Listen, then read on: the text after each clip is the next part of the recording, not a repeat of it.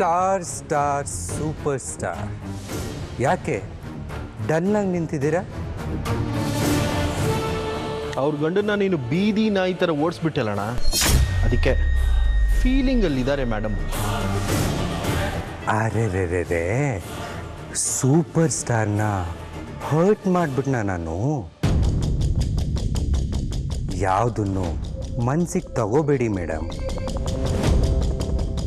ನನಗೆ ನಿಮ್ಮ ಮೇಲೆ ಯಾವ ಕೋಪನೂ ಇಲ್ಲ.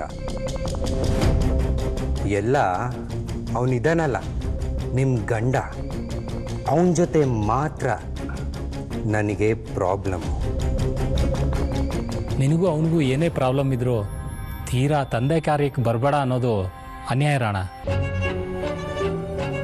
ಇದು ಒಂದು ವಿಷಯದಲ್ಲಿ ನೀವು ಸ್ವಲ್ಪ ದೊಡ್ಡ ಮನಸ್ಸಿಂದ ನಡ್ಕೋಬೇಕಾಗಿತ್ತು.